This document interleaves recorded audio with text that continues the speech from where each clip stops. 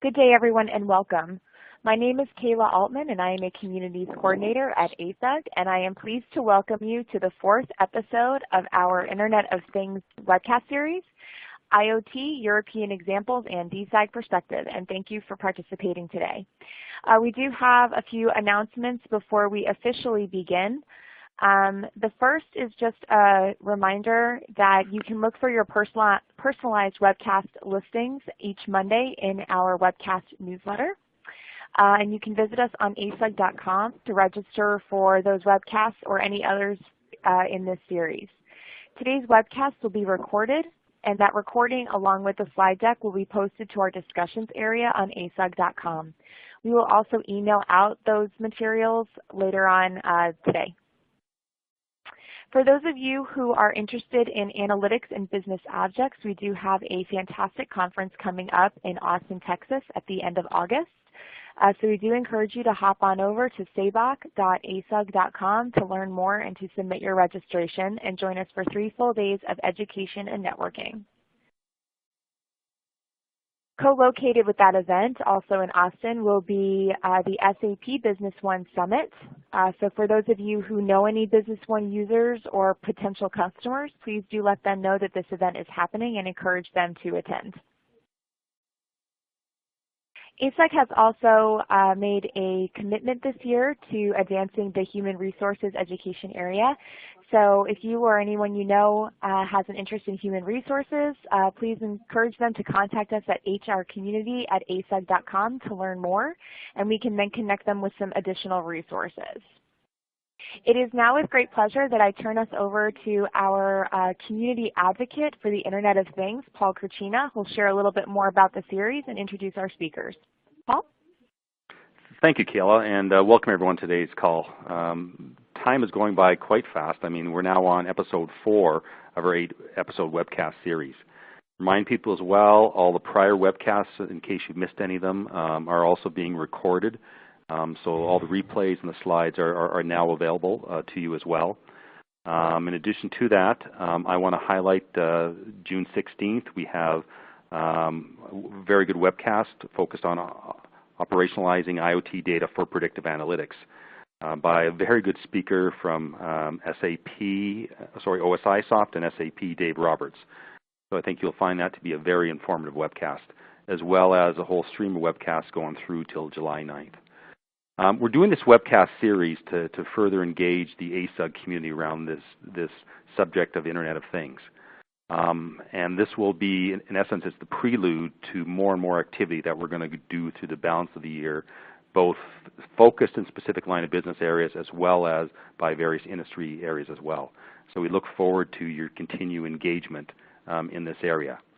And just one more thing I want to highlight, coming up June 23rd to 25th, in Chicago is the SAP Manufacturing Industries Forum. There will be a number of IoT sessions and an IoT workshop at this event.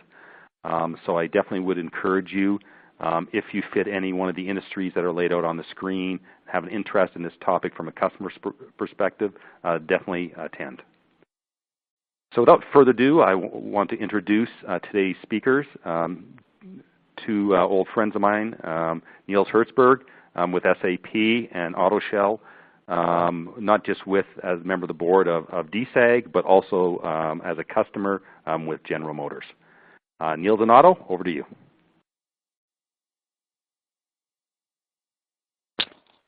Thank you very much, Paul. And this is Nils. But I think the first few comments that we're going to do is Otto, who's going to talk about the transformation 4.0 at DSAG. Otto, over to you. Yeah, hello together on the phone. My name is Otto Schell, and as Paul said, I'm in the board of directors for the German-speaking SAP user group. And actually, I have also a job at General Motors, and here the global business architect. So all the things we are discussing today is exactly what's going to happen also in companies like General Motors, how to use new technology for new business process enablement. So we started this journey talking about Internet of Things and transformation a long time ago together with SAP, and why I think user groups as the ASAG or DSAG are important for this, especially our people work on a daily basis in hybrid landscapes on business processes, IT architectures, and who can more explain how changes, how adoptions to these new technologies can be done in a very good way than those people. So that's why we started our journey. We started to get in discussions with companies, with the communities about Internet of Things. Why you need to start slowly with discussions? Because it's all about change, and we all know that time is moving forward. This change will be, to a certain point, positive, disruptive.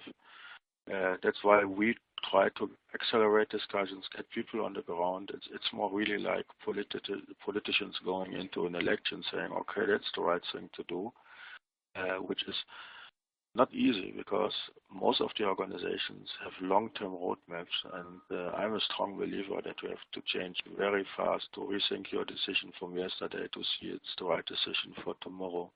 Companies which are staying up and say, we have this product of the year, we have the product nobody else has in the world. They should really think if this product is really used for the next couple of years or if somebody else is working on it. So this means what we try to do, and that's what we try to do today together here with your community, is to say, let's get the awareness and let's try to find those people which we need to leverage this message to open the doors and get really organizational support top down, but also bottom up. This is a change for everybody. And at the end of the day, and you will see this through the presentation, we will really go into the way that we want our companies which are in the markets, which are working together on SAP ecosystem to get really into the decision drivers for this transformation. On the next page, I will talk a little bit more about the transformation, and this is already in progress, not something that is new. So when you see really how business behavior change, how you order things, how you buy things, on the internet, this is already there. Yeah? When you see how information is pushed into your handheld, what you can do with apps, how gaming is changing so that you can online order parts for your gaming, how you still believe that you play a game which costs nothing and you push a button just to stay longer on the game and you get paid. So a lot of things change already. But what is moreover what will change in the future, that this kind of connected social environment and the way our commercial is connected will really determine our business behavior. So people may want everything, they may not get everything, but they know where to get it if you don't supply it. I think what's very important is to understand that technology cycles, which took 2, 3, sometimes 10 years, are now 24 hours. It's even less that people can determine on a new application. So we have to rethink in our companies the way we apply new technologies in our business models. Moreover, we have also to rethink how does our business change and we change our environments. So the next thing is, it's very important. I think that is something we discuss very often also from a user group perspective. The way how you first time discover something, the way how you first time discover an application will stay. And as easier this is, as simpler this is, the enrollment will be faster. So this means from our perspective, we have to ensure that the way how we deploy is really intuitive. As more intuitive it is, as better we get it, as less change management we have to drive in the old-fashioned way. Then, of course, simplicity is something. It's not simplicity only in the applications, but it's also simplicity how we set our business processes and to be leaner and leaner. We talk about a lot of things in regard to machine-to-machine communication. This works only if humans take their intelligence and put it into machines. This is something which is a huge change in the organizations of the future, that there will not be more the plumber with something in his hand, which is a tool. There will be the plumber with his brain, which can accept or anticipate changes or things which are between the machines, and this intelligence also needs to go in. So handing over to Nils, and he will show you some of the trends going on. My very belief, and that is why we put the communications for the user community of our ecosystem, is there is no time for source, otherwise Allah will do. Nils, up to you. Okay. Yeah. Yeah, thanks, Otto. And maybe just for everybody on the call, Otto actually is coming live to you from downtown Detroit. He's actually in the U.S. at this time. Doesn't matter. Otto and I are working very, very collaboratively together here in Germany. I think we've been on this journey, user group and SAP, for the last, Otto, 2-3 years already. And the main point, I think, of this presentation is going to be... Maybe Niels, one comment. 3 years on the road, and I remember still the people were laughing at us at this time. Do you remember this? Oh yes, I do very much, and they're telling us crazy. I remember the body language of the CIOs. Do you remember that, where they all said, "You guys are crazy," and we couldn't get them to actually get some positive energy. I think we've come a long way here, and what I would like to do is to sort of give you some perspectives of what is going on and how the Europeans or how the customers that Otto and I see are thinking about this. I think it is about the transformation. Let's be very clear. Customers in Europe are not buying IoT for the sake of IoT. It's not about being cool. It's not about being sexy. It is about different outcomes. It's about transformations. It is about results that you cannot achieve with classic thinking and also with the classic systems.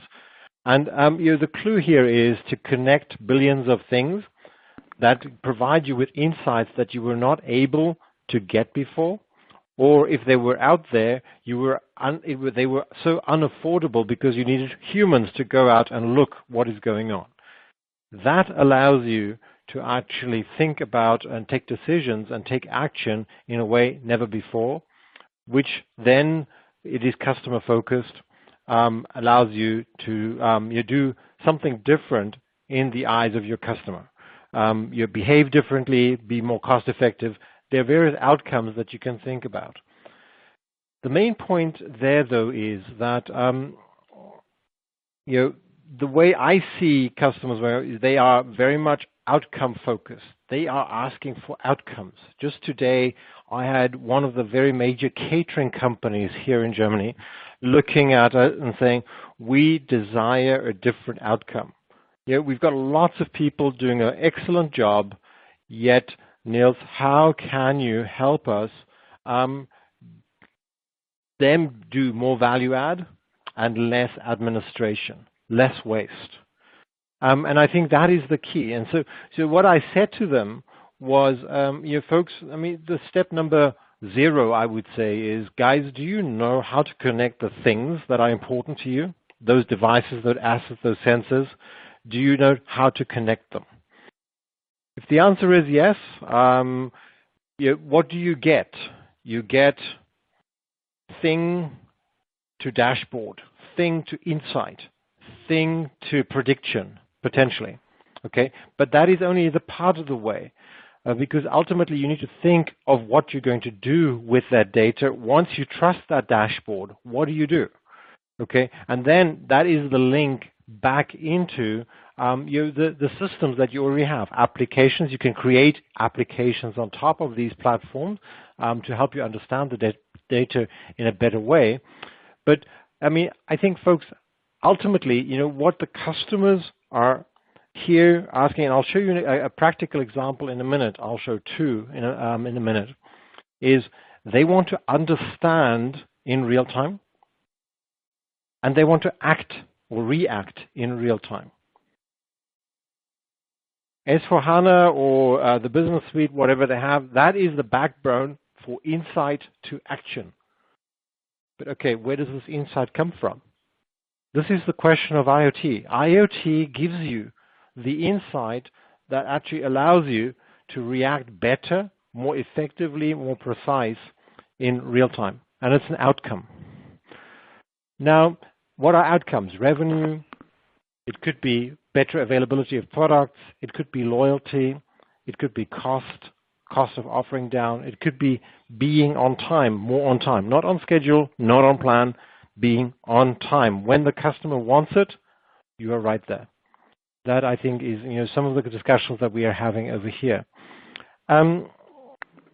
What I see the customers do is that they don't view IoT as a universal discussion. Everybody, I have just taken the sort of the value chain of an industrial machinery and component company. They have this. They have an R&D, they have a sales system, and so on, and they have quite a bit of smart data around. And the question though is, okay, so what do you want to do now? Okay, do you want to have a connected shop floor discussion? And we have plenty of customers. We even have a machine running here in Walldorf in Building 21, where we show how a machine manufactures 108 variants on a single machine, in direct communication with ERP systems. We show how this machine is giving all the quality data back to the system. We show all of this, and it gives you opportunities of resilient production, track and trace, new quality management, ERP systems, the order management system feeding straight into the shop floor. Lots of opportunities. I'll get to that in a minute. We have plenty of customers talking to us about wanting to connect the products that they are going to make to their back-end systems. They want to monetize the lifetime value of these products, different revenue models. Yes, a lot of our customers are looking at different business models and looking at IoT enabling a new business model. A further discussion is, wow, our supply chain is a bit chaotic. We need to do something about that. Or there are some compliance topics that we need to take care of, like track and trace. And we don't know how to do that. How can you help? In some cases, we want the customers to actually enter their orders themselves. They order exactly what they want, and it would actually be manufactured or in R&D. What am I trying to say? Our customers realize this IoT is not one discussion. There are many opportunities, different opportunities. You have to pick your focus area based on the outcomes, the value that you are trying to achieve. And that is the path that they are going down. However, I think it is interesting to understand that once you have gone through these various IoT projects in the next few years, you will actually have a company with a digital backbone that has a lot of more and better capabilities, enables the enterprise to be a different enterprise than the one that it is today. It's not going to come, this is not a 3-month project. It is not, it is a journey that our customers are going through. And I will show you, some of those journeys a bit later during this program, this session. But before I want to go that, you may have heard this buzzword called Industry 4.0. It may sound strange to you. This is something that is going on here in Germany. This is the government program to improve the competitiveness of manufacturing by driving a digital agenda, by driving digitization, eliminating waste from the overall system. Because what we are trying to do is to secure the future of Germany as a manufacturing powerhouse. And everybody expects higher wages. That's one thing. So the other element is that the working population is going to radically decline in the next few years. Germany is not such a great immigration country as the US is. I lived in the US for many years. I loved it. I don't think many people come to Germany to live here. So the productivity per person in the workforce needs to go up radically. so that there's a positive growth of the domestic product here, and that taxes get paid so that we can fix the roads for all the retirees or the retired folks here. So that is sort of the very high level of Industry 4.0, but it is that the government, the software companies, the enterprises are all working together to forward the digital agenda of Germany. I think the initiative that is comparable in the US is probably the Industrial Internet Consortium. Not quite the same approach, but similar. So Industry 4.0, if you've got a German subsidiary that is saying they're doing Industry 4.0, they are doing Internet and Things and more. Okay, that's what they are trying to do. It is nothing to be worried about. Industry 4.0 comes from the industrial automation angle of things, while I think the Internet of Things comes more from the things and how to connect the things to the Internet.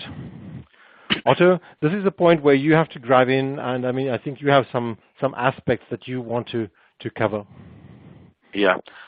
So thanks, Nils. And when I made at the beginning the comment about that people were laughing about us, this is exactly what happened.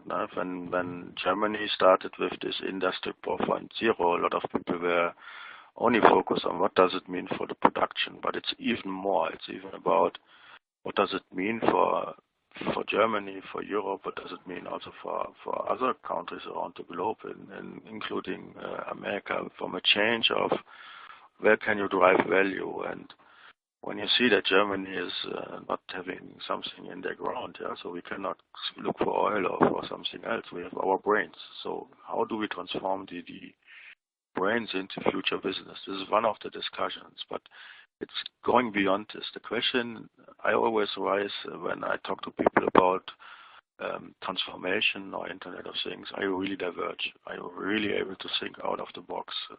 Do you try to repeat what you know, or do you come with new ideas? And the small picture on the right side of this chart is showing some out of our discussions we had with SAP on a strategic level. Business is moving from really to a customer engaged business. The customer knows that he can take things very fast, and he knows that he may get things personalized. It's what we call the lot one. So one product for you. Yeah, imagine the shirts, with some signatures of your name, but it can be also a car or something else which is personalized because you are able to order and very fast supply chain behind, and the demand is going. So that is what I think is really different at this time. So it's not a step-by-step, not an evolving part. It's fast. So this means at the point number 2, we have to find ways to work much closer, and I'm a business guy, from a business perspective into what do we want working with the IT and not waiting that solutions are there. They are already there. This, of course, when you talk about working in an Internet of Things platform, when you work between suppliers, customers, and OEMs, there's also, of course, question of intellectual property. And being diverged in this thinking is not to be 100%. Let's be clear here on the call. We will never drive 100% security, but we can cluster security, and I will explain later what I mean, in a way that we can drill down to a certain extent, saying, okay, here we want to have the highest security, but here we are in a business, everything what we invest in security does not really make sense. I think we really need to think different about how we capture this. We will talk a little bit later about Skillsets. I just came out here of a discussion about big data, and we were talking also about Skillsets. To be quite honest, we don't know the Skillsets of the future. We don't know how this business will change. We don't know at the moment what is really needed. What we know that with the old skill sets, the way we educate people, the way we extend knowledge needs to change.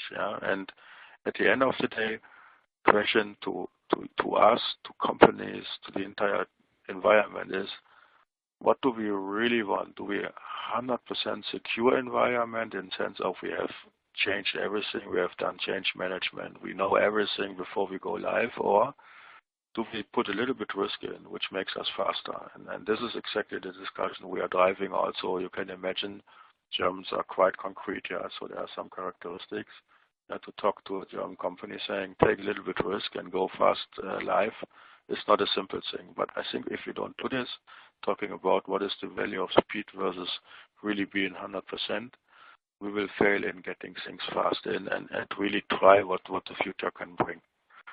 So on the next slide, I have pointed out some of the opportunities, and also an opportunity is also sometimes a challenge. But let's really think, and you see these small pictures on the right side. These are examples from the Hamburg port, which is already done. It's a very famous example from SAP, or the Industrie at Harley-Davidson with real-time production. So for us, transformation means that you have to go to several stages of transformation. It's a car, the car seller who has to make a smart car. It's the community who has to make smart meters so that when you know you are getting out of engine, where you can get the gas over, can you get the engine for your car. It's the city which needs to be connected to get really to a smart business. So what we have already thought about in the 80s when we talked about computer integrated manufacturing, we have now live, but it's really a community effort. It's not a one effort from one area. It's a community effort to make this happen. I think what will change is that we go with the market instead go to the market. So we have to be very, very flexible with how we bring things on the market. I think the entire discussion out about shared economy will change the way how we produce and how we consume. Again, take something what you may need only one time. So why buy and not lease in a good way? What will also change is the entire way how we connect to companies. So let's assume you are in a company and you have a financial service. Why do you want to put reconciliation in place? You can talk on this level. So why do you want to do controls when you anticipate controls in patterns and report them earlier? A lot of changes going. The entire way how we service products, but also how we implement products like SAP will change. Who believes he does a release change once a year is in the 80s. Who believes that we will pull information into applications because we know them and need them on short term, and then we may bring them back to our promise. He's on the right way. So we need to change our way, which means also to change the way, as I mentioned, how we attract security, how we attract property.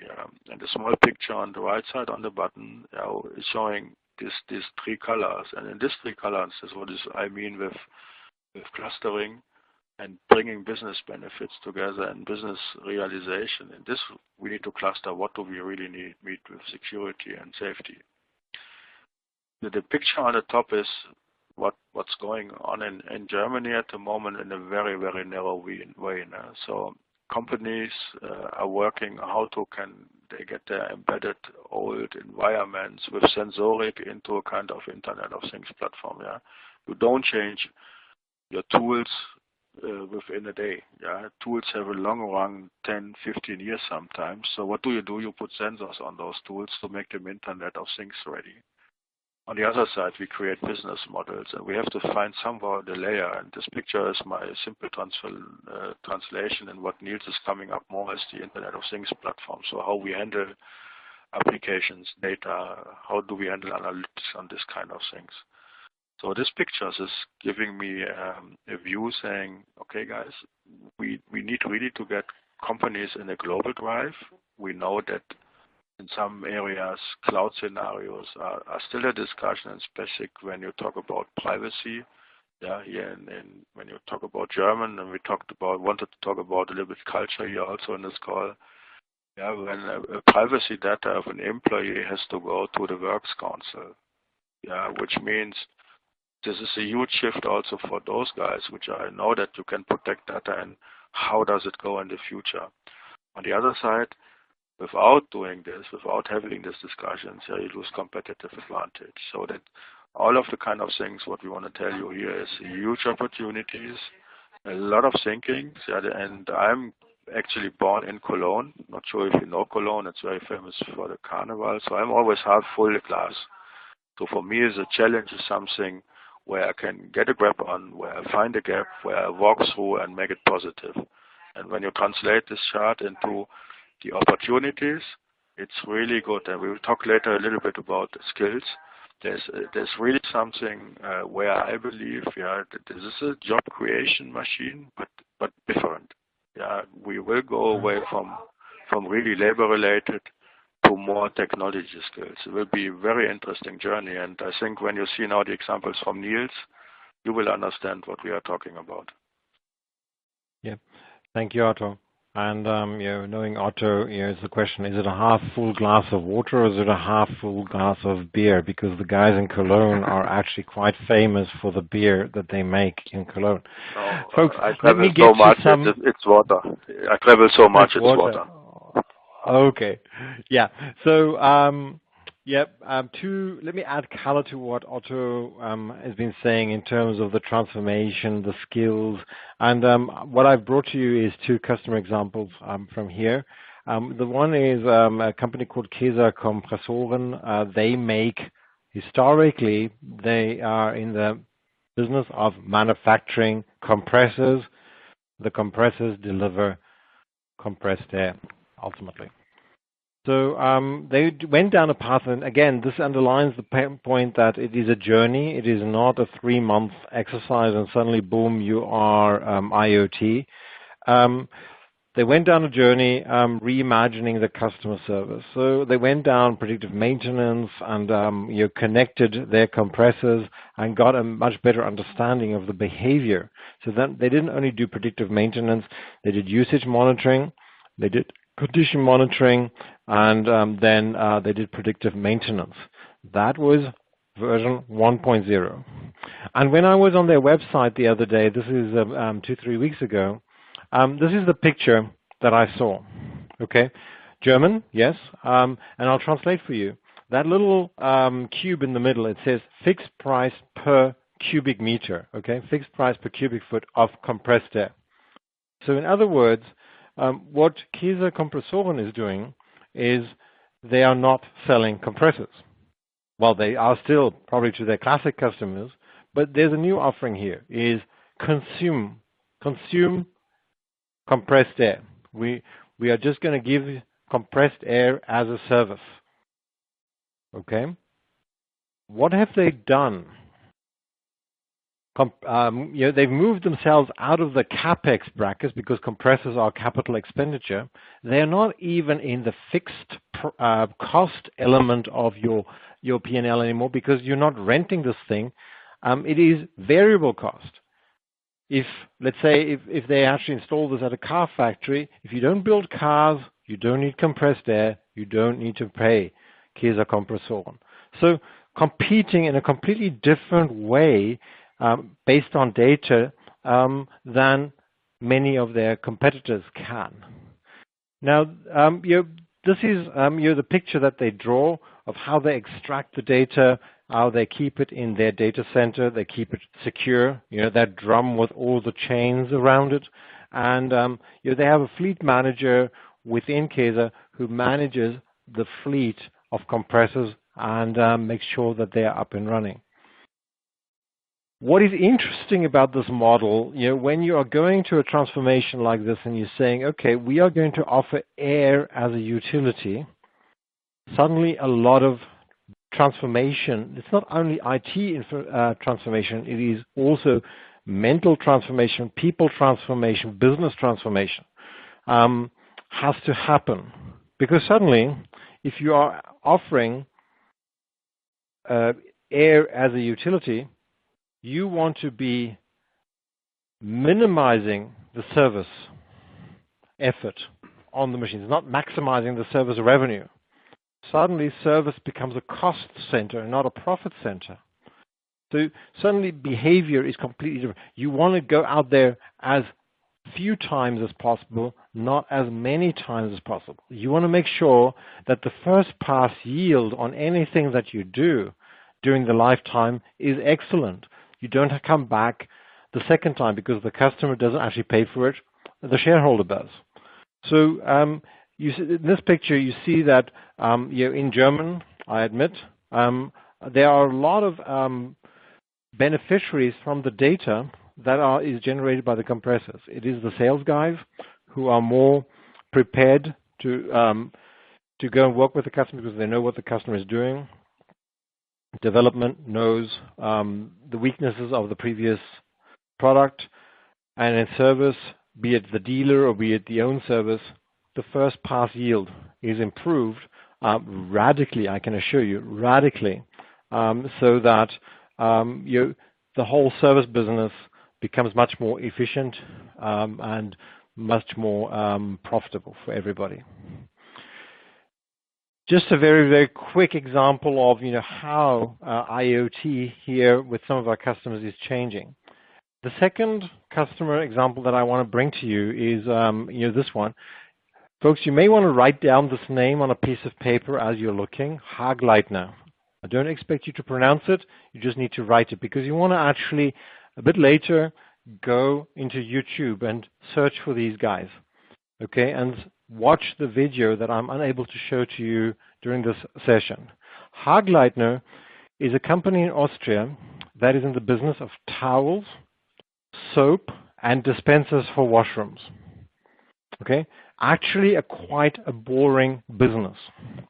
Also quite a commodity business, quite a non-differentiating business, and it's a very low margin business. That's what they tell me. Okay, so Hagleitner is based in Austria. This is their headquarters. They talked about this in October of last year. And they also engaged on a journey of transforming their business. So step one was having a look at the dispensers. Okay, classic dispensers, pre-IoT dispensers, good things. Okay, but they did not volunteer any data. So they created a range of dispensers for soap, for water, and so on that were instrumented. So these things look actually quite great on the outside, but from an IoT perspective, they look even greater on the inside. And this is a towel dispenser that you're seeing, okay, with about 25 sensors in something as mundane as a towel dispenser, telling them everything about this dispenser. Little advertising break for SAP, SQL Anywhere runs in the towel dispenser. So what they are able to gain now is a lot of information from the dispensers, from the counters, and so on, which allows them to make a huge amount of sense about washroom behavior. And I was referencing YouTube. I'm just showing you the sort of the big screen, the overall story of how they are able, from the data in the washroom, via that base station that you see almost in the middle at the top, being reported to the company server, allows them to understand what is going on in the washroom. The promise that they give to the customer is the maximum hygiene and the never empty promise, which is, I think, we all on this call can agree that's something we really love. Doesn't matter who we are, we love that promise. Okay, that's wave one. They did that piece first. But then they said, well, one washroom, many washrooms. They collected the data from all the washrooms that had been instrumented this way, and suddenly they have big washroom data. There are many benefits to big washroom data. Firstly, you can confidently do new business models because you know what you're talking about. They are recording data that was never recorded before. But secondly, they are also able to redesign their supply chain because suddenly they have predictive models which tells them when stuff needs to be brought to the various locations. side product here. Imagine this running in a hospital. It does. If you take the number of entries and you correlate it with soap consumption, you can identify non-compliance issues in hospitals, which was one of the first things they found in one of the installations that they had. So very interesting side effects happening here. But ultimately, this setup is exactly that picture I said, and it connects things, data, reimagine the customer experience, and there you go again. That wheel is turning. And this is a way one of our customers here in Europe has actually done this. In YouTube, it's about Hagleitner Sense Management. That's the one that you want to be looking for. And there's a 3-minute video that shows you this whole journey over there. I'm conscious of time. We've got about 20 minutes left, so I'll quickly hop through this one. Connected manufacturing. I think this is one of the important things, and this is very much what the Industry 4.0 discussion was focused or is focused on. There are many demands for specialized manufacturing. Lot size 1, cyber physical systems, autonomous, connected machines, intelligence, big data, quality management, different things. Everybody is doing that, but how do you make sure all of this actually fits together and that you record the data in such a way that it makes sense afterwards when you're trying to do trends or predictions and so on? And how do you make this all work together? I think, why are these discussions being had here in Germany? And I'm showing already a slide that Otto put into the deck. I think the heading is from push to pull. Build what the customer wants. But Otto, I would say over to you at this point. Yeah, thanks, Neil. And actually, I went yesterday to a Tigers game here at Detroit, and imagine what I had all the time in mind, Hagleitner. What would it really be for stadiums like this to have this model? Actually, Otto, can you speak a little louder? It's hard to hear, please. Yeah, sorry, I take the microphone out of my hand. So I was yesterday at the Tigers game, and I had always this example in mind. What could it be for stadiums like the Tiger Stadium to innovate with models Hagleitner has? And there's much more which we can leave it in. So when I go to the world, I try to bring people to thinking what are opportunities. And I'm not a good painter as the guy who was the design thinking painter in the charts before, but at the moment, and it's the main message here on this chart, is when we as customers think about how we change our environments, we are in this V area, which is the bottom left side. So we still have in mind that we get applications in our systems. But what will change, and it was also discussed during Sapphire when SAP was talking about open platforms in sense of how do you get your application faster from SAP.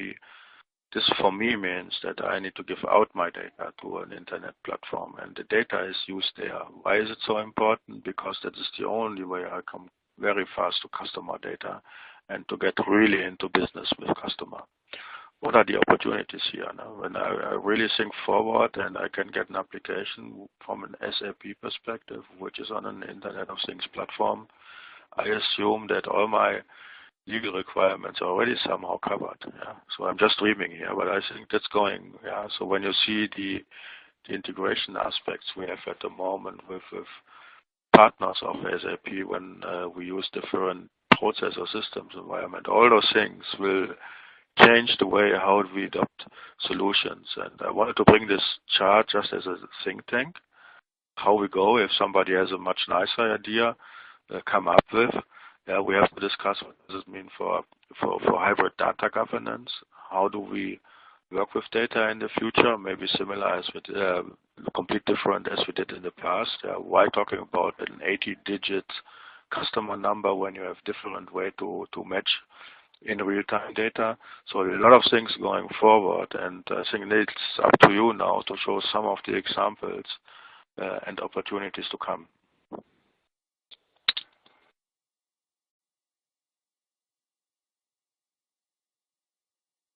Nils? Nils, are you getting? I'm right here. I'm right here. Folks, one of the main discussions here in Germany is around manufacturing, obviously, and the need to get to the next level of manufacturing. I've spoken about this picture before. Some of the opportunities they are seeing, and I'll go to that next picture here in terms of time. Some of the requirements, you see that on the right. Manufacturers want to build lot size 1. Okay, and that is not only hardware, it is also software. It is mass customization through software. They want to be highly responsive because they believe that this is the way that they will remain competitive. Non-responsive manufacturing you can get in China. Yet highly responsive, needs to be close to where the customer is. It needs to be highly flexible. Obviously, it is highly transparent, and you will need to create that individualized product track, the build history of each individual serialized part.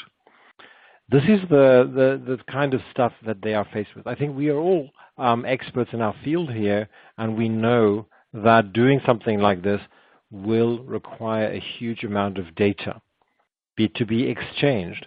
And most of the companies here cannot afford manual data entry. And this is the point for IoT.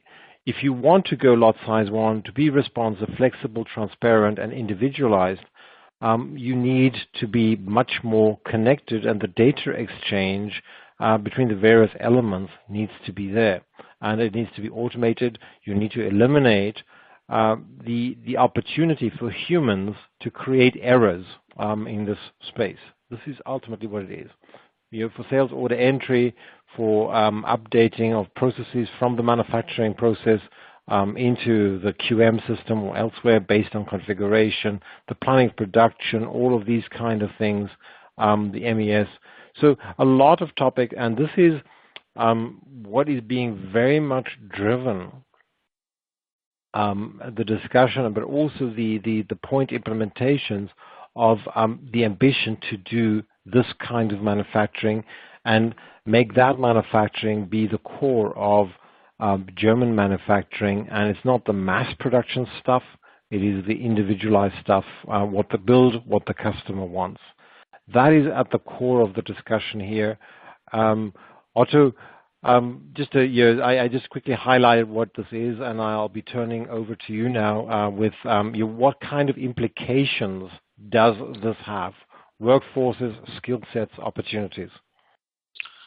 Yeah, thanks, Nils, and I will be fast to have at least a few minutes of questions. So when we talk about the skill sets at the moment, we are very solid, very long education ways, yeah. So and we know how difficult it is also then to change this. I have people working in General Motors in Germany more than 30 years. Yeah, the way they are educated in our company are still the way we educate people right now. So we have to come up with this vision saying where it's going to. Yeah. What is really a process designer? Yeah, a process designer today is talking in swim lanes. Yeah. So what does it mean in future? When you are in real-time applications and you want to get an application fast, what is the role of a change agent? Not to forget about things like RISE-F, you know this, workflow, reports, interfaces, conversion table, enhancement, and forms. This will not go away, but we're completely different. And the way we also then handle master data and how we also get in a way to detect things will change. So I have here put some of the ideas how a future job could be named, but how to fill them, that is something we really need to change, and that is our opportunity. You see the small picture of the lady who's putting a fine on your car. I'm pretty sure in future she will be a consultant who tells you, or you will be told from the systems, free parking space, which you can just go on an auction to get it faster than somebody else. So those things will change. To make this change, on the next pages we put some success factors in, and then I think that let's go from the top left and then in the corner. So we talked a lot about what does it mean to go into intuitive appliance, how I call it. We don't talk anymore about mobile, but because this is already a given. But to get this aligned and how to make it happen, you have seen some examples and we will see more, but it is really the knowledge we have to give in our organization. I think we have to get more early adopters. So early adopters is always good to get people, oh, that's great. I now start to think about this, but early adopters also means, yeah, it's feasible, it's possible. Let's not talk, let's make it. Most important is next to the skill, how we get everything with an eye, with an information. Yeah, how do you get parts you use on a daily basis which can break in a way that there are patterns to detect this. Yeah, it's already sometimes there in some areas, but getting more. One of the big and the most challenge for me is regulation. Yeah, when you see what countries try to do to cover the areas, this will be huge change and huge discussions. How we can talk about Internet of Things platform in a kind of policy platform. Yeah, this is something which will really come in discussions about property rights. Yeah, so if you are working from a supplier to an end customer and you have a business model between both, and you change the business model, who owns the property? Who is allowed to do this? So these are complete new ways to think about, and will also need different skills. I think to get the acceptance, yeah. We have enough examples for good acceptance. If it is the Googles, if it is the Apples, whatever I put here as an example, people accept. However, they don't accept in their community, in their job. So we need to find ways to make it really disruptive, easy to migrate. These are the main challenges. But I think if we get the challenges, we can really over this hurdle and to close the gap and get in the new technologies and the new business process in mind. Having said this, you see some of the takeaways we wanted to give you, Nils and I, to you today on the next page. And here it's really for me all about it's a one-time opportunity. Why? Technology is enabled, but it's also really a one-time opportunity because a lot of business models are changing. Yeah? So it's the banks who have to think about how can I keep my business when the Amazons of the world are making direct payments. So the opportunities here. It's the manufacturers who can bring products different. It's the example of Haglite, not to think different about processes. You think, oh, it's a standard process, but it's huge cost savings behind. So what we wanted to give you today is really a spin-off on the discussions we are doing in Europe or changing in Europe. And as I mentioned in the beginning, and when I talked with Nils first time to people about this, they were laughing. We were the ones in the room where we really think divergent, think different. But we also have an opportunity really how to use assets we take at the moment on our nearly base different. Can we get out something of them? And with this, Nils, if you have a final word, then we go back to the moderators from my side. Thanks very much to listening in, and I'm happy to hear questions. Paul, over to you. Thanks, Nils and Otto, for sharing some insights. It is a great opportunity that lies ahead of us for sure.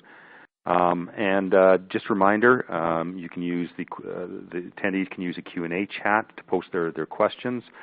And the other thing, I'm going to have Kayla pull up 2 polling questions. We'd also like to get your feedback on the webcast today from 2 forms. This first question, what is the one key learning that you took away from attending this webcast? Was there one key thing that really stood out for you? And the second polling question that you'll get in a couple of minutes is, what is one thing that you're still missing or a future topic that you're interested in? So we really appreciate your input on these topics. And I'll just start with some questions for Nils and Otto. Nils, any words of wisdom now that you have been looking at IoT for many years now? I think, Paul, it's a good question, and I think the wisdom is start somewhere. I mean, here in Europe, in Germany, we are faced with a lot of people who have a lot of concerns about data privacy and so on. I'm not saying violate data privacy. However, get going, because if you look at Haglite and if you look at KAESER, that has been a journey of 3 years, okay, to get to where they are right now. And it requires some unique skills, as Otto has said. The data scientists suddenly basis and connecting things is a talent that you need to actually make this work. So from that point of view, start now. You will learn, you will fail, but I think it is important to start now because it is going to be a journey. Maybe just to further add to that, Nils, I mean, as you and I both know, and you know I've been involved in the utility industry for quite a while, a lot of this is probably really not that new. If you look at other industries, especially utilities, I mean, they've been dealing with sensors, into historians, into predictive analytics, all that. In essence, almost the Internet of Things for many, many years now. Yes. Yeah, and I mean, Paul, you and I were at the OSI Soft conference, and here I'm going to do another advert for the next session as well. Where Martin Otterson stood up and says, "Who of you is doing IoT?" And nobody raised their hand. They didn't realize that they are in the middle of the storm, the IoT storm. What is going on is that operational technology, OT, and IT is actually coming close together. OT has half the data that you need to do thing to action, and IT has the context. Bring it together, and suddenly magic starts happening. And that, I think, is the core of what IoT is about. IoT is, some industries are very, very well done, and others are not. I'm hearing some weird noises. You almost sound Darth Vader-like. Okay, sorry about that. Not sure exactly where the background sound is coming from. Otto, are you still on?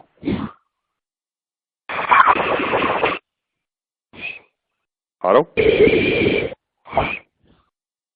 I think it is Otto that is somewhere in...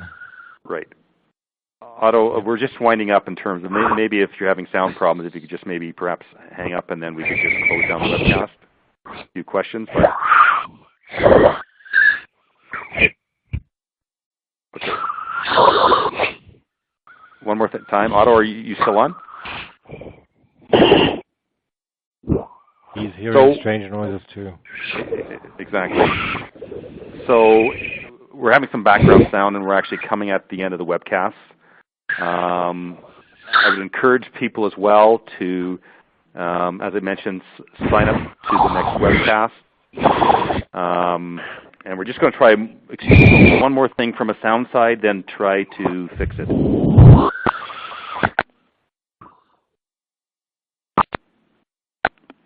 I think we may have fixed it. Otto, are you back online? No, I think we're still having some problems here.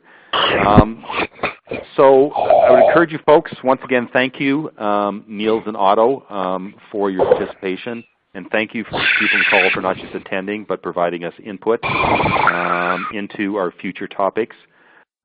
Stay tuned. There'll be a push out of the recording session, push out of a link to the video that Nils described. And we look forward to your continued involvement in this community. Kayla, anything to add? Thank you. Just for speakers and to Paul for coordinating. Because of the background issues, we're just going to go ahead and terminate. But do keep your eyes peeled for the recording email along with those follow-up materials. Thanks so much, everybody. We look forward to next time.